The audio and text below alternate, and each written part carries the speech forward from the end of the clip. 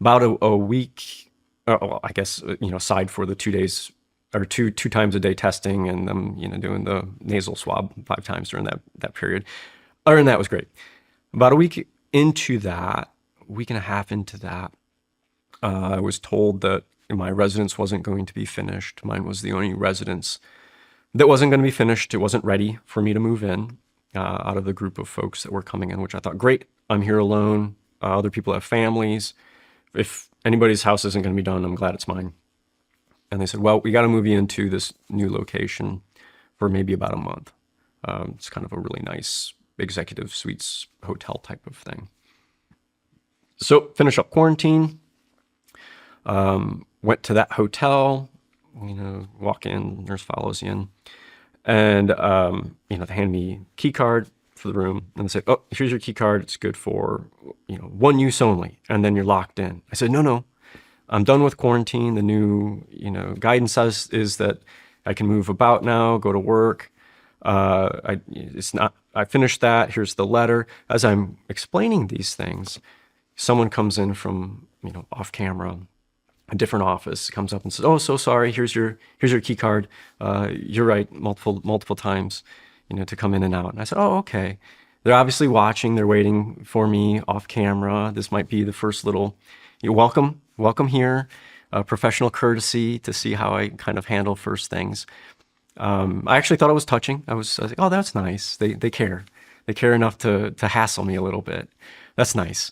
So, went up to the room, kind of got settled and was ready to go to the office the next day, and went to the office the next day, finished that up, got home, or got to the lodging. Remember just watching some golf. How would they have known it's you? Oh, I mean, they know. They know. Is this a local hotel? Local. Yeah, locals. I mean, the locals own everything. They know. It'd be kind of like our FBI. I mean, I'm just assuming that Maybe like our FBI. Are you traveling under true name? Oh, yes. You are traveling under true name. Yep, they know I'm coming. It's all been ahead. You have to get visas ahead of time. So they know I'm coming. They know who I am. I'm sure they know my past as well. Were you traveling under true name in the past? Yeah, and all the other locations as well, yes. In every location that you had noted, yeah. So yeah, they knew I was. Retrospect, do you think that was a good idea? Oh, I mean, there's no real other option. That's kind of how we had to do it. In retrospect, obviously there are things, and there were things that I would recommend we do differently, obviously. So anyways, it's just kind of how things work in that world, in that realm, and kind of all of the things that you had mentioned before. So I remember that night, I was just watching golf and having an orange Fanta, and I don't even like golf, but I was just kind of watching it and admiring at how skilled they were. Went to bed, no problems. At 04:55 that morning, I woke to a crushing sensation. Like if you were on the bottom of a pile up, like on a dog pile of people on top of you. And I woke up and I just wanted to scream, get off me so I can breathe. And at that moment, I heard, and I heard's not the right word for it. It was like a sensational sound that shot through my head. I would say behind my ear, bias back, that seemed to just shoot through and went inside. It was not an audible sound. It was a different sound. And it sounded like a mechanical slide whistle.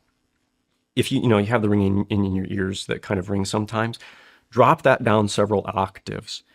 And it increased in both pitch and intensity. And higher tone or lower tone? It started low and went high. I'll try and mimic it.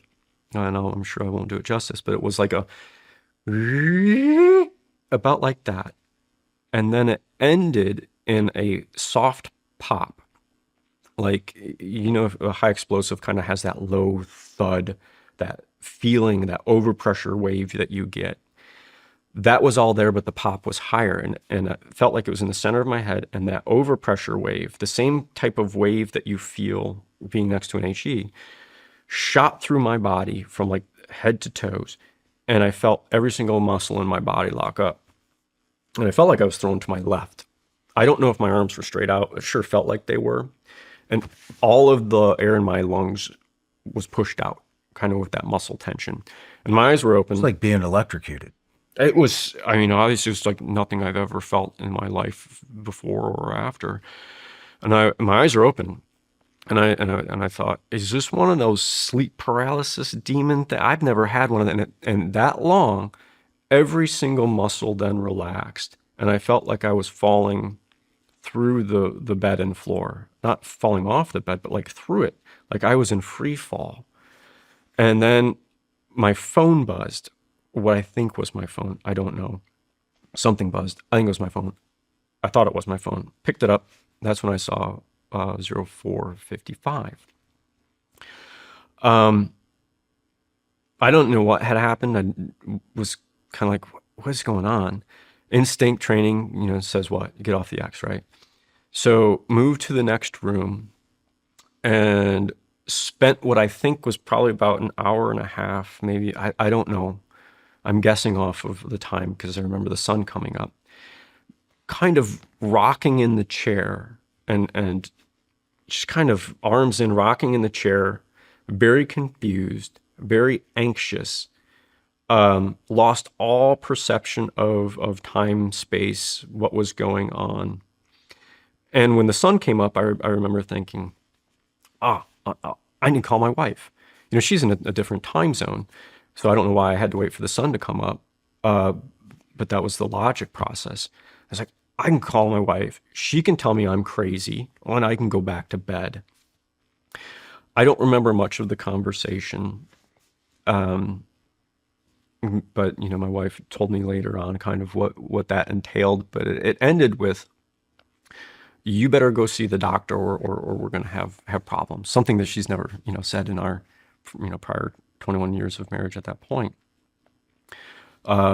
So I texted my colleague who was at an emergency meeting that was called the night before, and said, we got to go and go to the office and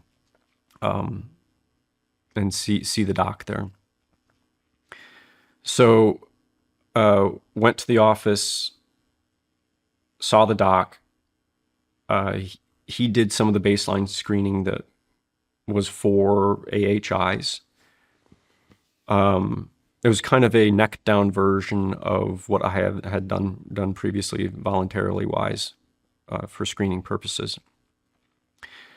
And was going through it since I'd recently done it. I kind of knew what was going on, but it wasn't until the balance portion that I thought something might be wrong. I was falling over, bending over, especially when I closed my eyes, like a wet noodle, and I didn't even realize it. I had no idea which way was up. I couldn't tell I was falling. I laughed because it was almost comical.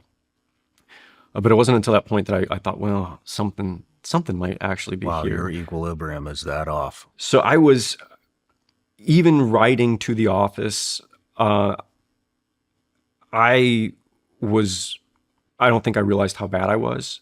I could not comprehend what was going on. One of the things I noticed right away was I couldn't read a license plate 15 meters away. It was blurred. It was like double. The world seemed to be moving at a rapid pace, and I couldn't keep up. I could not process things. But I, up into kind of doing the balance part, I was just Are you saying shaking it off. your thinking appeared to be in slow motion? It did. But I couldn't even process it. Like the peripheral vision, I couldn't even process it. It just wouldn't even sink in what was going on in the world around. I just couldn't even process it. So we get through that. They draw blood, go through the process there. You are the only person that has had your blood drawn right after the incident, correct? I can't speak for everybody else. I think what's interesting with mine, and it goes to some of the empirical data associated with mine, is that the blood that we had drawn was about 8.5 hours post incident. And apparently there's biomarkers that indicate brain injury, two specific ones. One, I believe, is more generic to nerve damage. You get hit with a baseball bat, you're going to have that biomarker in your blood. The other one is very specific to a TBI or traumatic brain injury, something to the brain, because it's only found in your cerebral spinal fluid. And it only passes past that blood-brain barrier when there's an assault to the brain. Mine were significantly elevated, 3 times. The one that's only found in the brain was 3 times the level of previous blood and blood taken post Medevac that we'll get to. So mine showed a clear spike after that injury. And according to some of the doctors and those that I've talked with since, those biomarkers tend to reach their peak 24 hours post-injury and are removed from your body 48 hours after the injury. So they're not in your system for very long. And the fact we took it 8.5 hours after means I wasn't even close to peaking. Those levels were not even close to spiking, so we don't really know where those are at. So after we finish up with the doctor there, I talked to the local kind of U.S. security folks, just to let kind of folks know, don't know what this is. Maybe it was a bad spring roll or something like that. But on the off chance that it wasn't, I was under an attack. And like I said, we knew about these things. We were briefed on this stuff, but I didn't know details. I didn't know what symptoms were. I didn't know what the attack an in-country brief or a headquarters brief that encompasses everybody. Yeah, all before. Yeah. So this is back home. Was kind of these briefings, but it wasn't specific to your new location, not at all. Southeast Asia. Mm-mm. We didn't know, or at least I didn't know. I won't speak for everybody. I didn't know what the symptoms were. I didn't know how many people were impacted. I didn't know what it might feel like or what the exposure was. I think I remember being told it was kind of like you're going down the highway at 55 and your windows are down a little bit and you kind of get that reverberation. That's the only thing I had heard. So this didn't fit that at all, but something definitely didn't seem right. I mean, isn't that somewhat of an admission in itself that they're briefing people on a potential microwave weapon, but keeping it vague? Yeah, I think, looking back, that could be a good part of it. And I think when we look back at some of the timelines, it'll be interesting kind of when we jump ahead and look at some of the timelines leading up to this that I wasn't aware of because it's just focused on the mission and focused on, on doing what we're supposed to do. So if it was something like that, I didn't want to put other Americans at risk.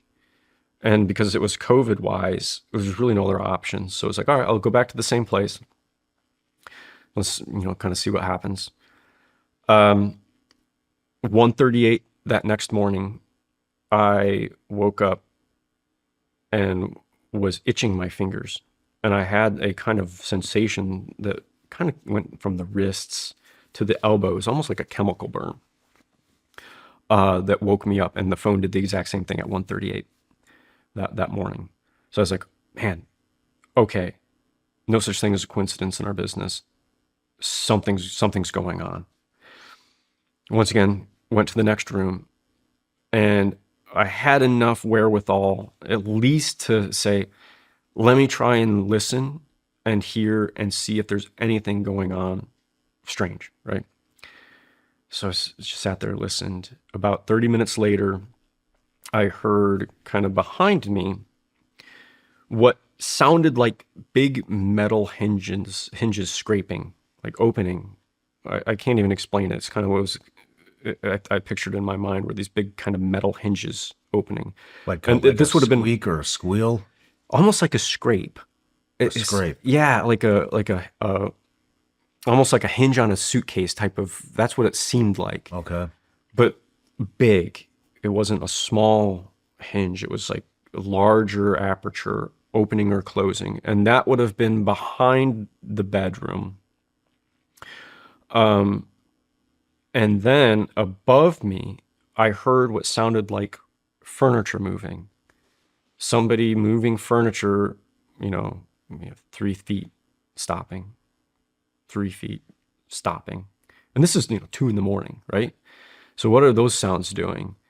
And you have to remember that the COVID time, I think the lodging, the hotel was only at about 25% occupancy. There weren't many people there because the whole country was on lockdown, right? I didn't see anybody on any of those floors before.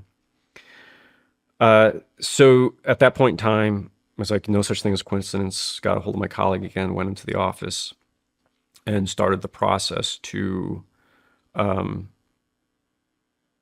of figure out what was going on. Briefed, obviously, the local security personnel.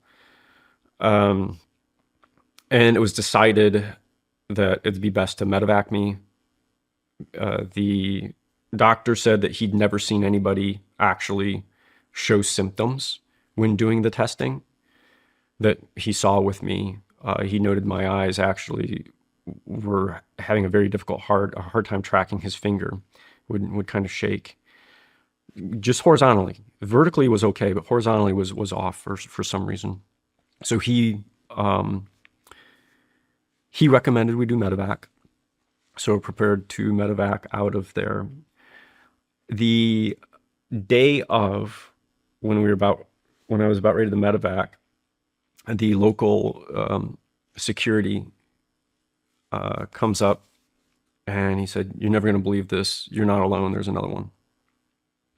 There's another one? And I said, oh no. And he's like, "It was a week before you.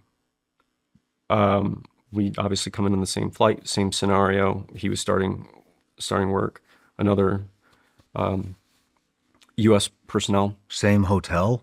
We were at different hotels. So his was at a different hotel than I actually had quarantined in, but his was a week prior. What was very interesting is, and this is kind of what the local security officer was kind of, it was almost, I wouldn't say giddy, but it's like, your stories are exactly the same. It's like, you've never met, no one knows these things, yet you guys have told me the exact same thing. We got a problem. This is real. There's no way. It's impossible that you guys had the same experiences and had never talked and no one knew about it. And I won't speak for him, it's his story to tell. But my experience was crushing that sound that went up in frequency, followed by complete loss of balance, followed by anxiety, confusion, and then everything else that followed it. His was, he heard what he described as a mixture between a Dyson vacuum cleaner and a jet engine getting ready for takeoff. And then it increased, like you turn it on and it winds up. Thing you were saying. But mix that with a jet engine that, throttled down for takeoff, it winds up. And he said it stopped. And he felt like he was submerged hundreds of feet underwater, that he was being crushed. He jumped off the bed and immediately fell to the floor because he had no balance. Just right to the floor. Couldn't, just gone. Boom. He left the room because he had such an anxiety and fear that he felt and dread, and he had a hard time going back in that room after it. So those were our two kind of experiences that were near identical, and we had never talked, never met. It was very convincing with that. Later on, I learned that there were other U.S. personnel impacted as well. And I can't really talk about who they were or the quantities of those individuals, but there were more. Theirs was very different. The local security, U.S. local security personnel actually went and found that in their room where they had these experiences was non-sourced ionizing radiation. In other words, there was an ionizing source. There was ionizing radiation in the room, but they couldn't find the source, which is extremely interesting, especially when you look back even in the historical context of, this is not the first time we've seen ionizing radiation in rooms. I mean, we saw it way back in the Nixon era at Spaso House, once again in Russia. They found ionizing radiation in Spaso House in Moscow. So it's very interesting that played a role. The individuals also, the security team, our security team, also went to where I was and collected some evidence.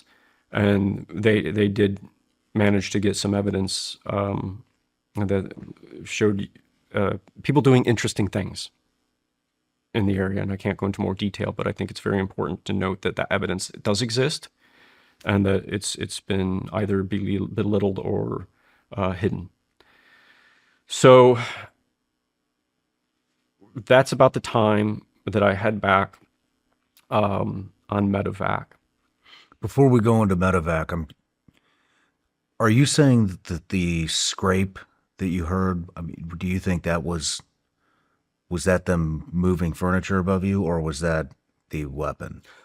I don't know what all it entailed. I know it was not normal. Did you hear it at the same time you felt your arms, felt the chemical burn? No, I didn't. That was probably about 30 minutes after the fact, when I was kind of trying to pay attention to what was going on around me. I just had barely enough wits to say, focus for a second and try and collect your surroundings and see what's going on.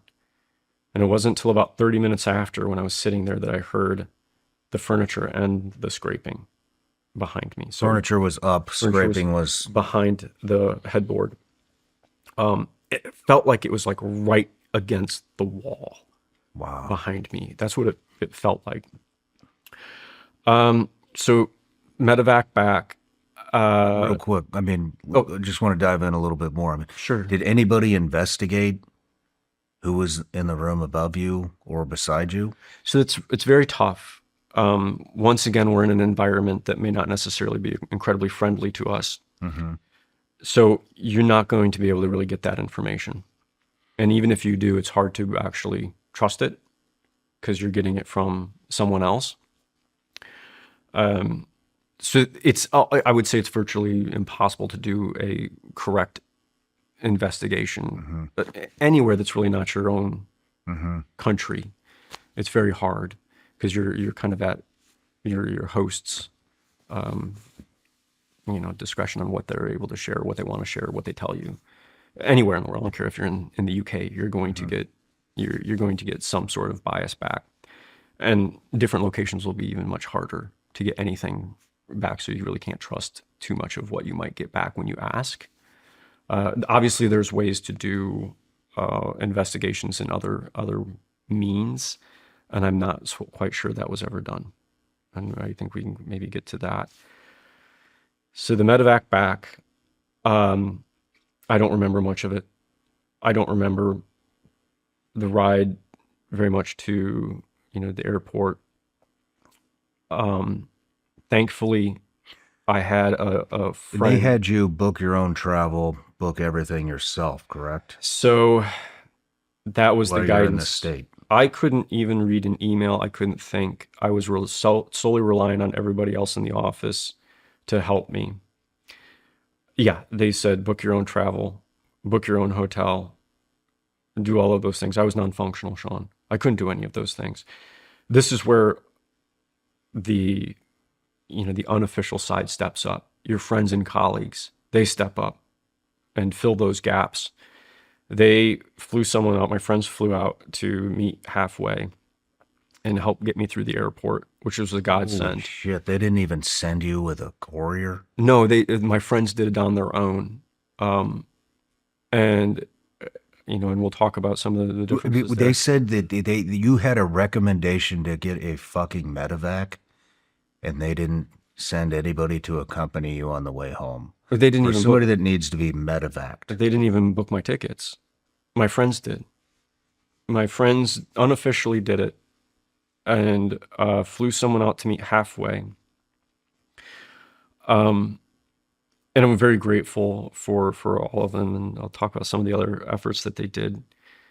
You just take care of each other, and they did that for me. The airport, just I probably wouldn't have been able to make it very easily without the help of my colleague. The flight back, 14-hour flight back, I don't remember any of it. She said later that I sat in the seat, and thankfully it was a business class or first class, whatever. And then I sat in the seat and stared straight forward at a blank screen the entire 14 hours. Didn't sleep, didn't move, didn't drink anything, didn't do anything. I don't remember any of that. And she said it was freaky. She said it was very unsettling. I don't even remember it. I remember it being extremely uncomfortable to fly. Never had that feeling before. And I remember specifically in the left ear that there was a pain there, like I couldn't pop it. And I still have that to this day, where there's a feeling of I need to pop my ears, but there's a blockage and it doesn't seem to work right. But it was painful to fly. Never had that before. But I do remember that aspect of it. So get back CONUS, and that starts, I think, the next chapter of medical and administrative issues that we started to go through. Going back to the 2 nights of the incidents, so did the disorientation, did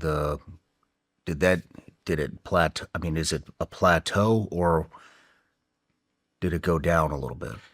Really good question. I'm relying a lot, I think, on what others observed me during that time period.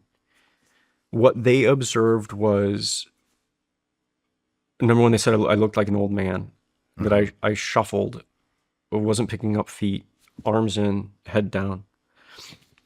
But they said I would go through a period of being able to have a conversation and then all of a sudden collapse, where I'd basically go internal and look at the floor. I would say it probably did do some of that, matching the energy level, but the confusion and the ability to process everything, this has never gotten better. It's never left. It's never left. It's never left. From that second on, the world has never been the same. I'm not able to process it, and we'll kind of refine it later on. There's almost a barrier where I'm not able to accurately process all of the stimulation coming in, but also not able to kind of project out my identity or ability to react to the environment. It's this weird barrier. So that processing and the ability and that confusion and the struggle to process and try and take in information and make it fit and then react to it has been constant. That's never, ever left. Even sitting here talking, I know we're talking. I know we're covering these topics, but I can't appreciate it. It doesn't really implant or embed into even the emotional side of what's really going on. It's that barrier. It's like you're neither living or dead, to kind of put it that way. You're just kind of agnostic to everything that's going on around you. I don't know if I'd say agnostic, as it's just so difficult to process. Think about, when you've been awake for 3-4 days and you have that sleep deprivation and the world seems wrong. You're not processing the world right. It's off. That's the way it feels constantly, is that kind of state of you're not able to really process everything and appreciate everything that's going on. And also, you're not able to really express that out. As we went through the next Do phase, your emotions feel flat? yeah. Well, I definitely want to get into that when we talk about the next phase of when I started the medical and kind of got out of that acute phase, and how I started to categorize and look at what I was experiencing. Just a couple more questions about the night of the incident. You had mentioned, I think you had said it had gone in either your left or your right ear and out the other ear the first night. It went in the right side. It did not go out. It did not go out. No, I didn't really feel anything on the left side. It felt like it shot right behind the ear. And I know that sounds absolutely crazy. It just felt like it shot right behind. It almost felt like a pinpoint shot right behind the ear. And the sound, it felt like it was inside the center of my brain, in my head. It wasn't an auditory sound. It wasn't like the ringing you get in your ear. It wasn't like you hear something external. It felt like the sound was in, and I know it sounds just crazy. It felt like that sound was generating or was inside of the head where there's no ears. Like I said, it was nothing I ever experienced before or after. That was the first night. How long did that last? About as long as I had, kind of explained this. That sound was Like a that second or quick. two, It was if not that. long at all. Now, was something going on beforehand? I don't know. I was asleep. My conscious only started when I felt that crushing. That woke me up. Was that crushing sensation? The second night, I heard no sound. I felt no crushing. It was a little different. So hard to say. The other individual that I had mentioned, he was awake. He wasn't asleep. He was actually awake when he experienced it. It was, I think, around 8 o'clock at night, and he was still awake. Do you feel that if somebody was in the room and asked you where were you, I don't know what to call it, where were you shot from? Yeah, Do you feel like you could have directed that person, said it definitely came from this 100%. way, or it came from up or below, or 100%. I at least I could where I really felt it came from, which would have been there. what is there? Is that the exterior of the It building? would Is have there a been window interior. there? It would have been interior hallway. An interior So hallway? there was right off that way was closets, and on the other side of the closets, it might have hit a little bit of the bathroom. Then there was the hallway, and then on the other side of the hallway were other rooms, and then of course room behind, room above. Glass was to the left. The window was to the left, and balcony was to the left. Balcony was in the other room actually, but this came from that way. I don't know if you. I'm just going to ask it, but I mean, if you were shot with a rifle or a projectile, it would be, they would aim it. You could see exactly where they were aiming. I mean, do you feel like this is a precision type weapon, or is it fill the room with microwave activity? My instinct on this one would probably be this one was precision. My instinct would be this was a very precise, a very much a beam precision thing. I think it was. I think it was very, very precise. Okay. You hear a lot of other individuals, survivors out there that will say, they felt like if they moved a couple feet to either side, they were out of it. Wow. I think this was very precise. I do.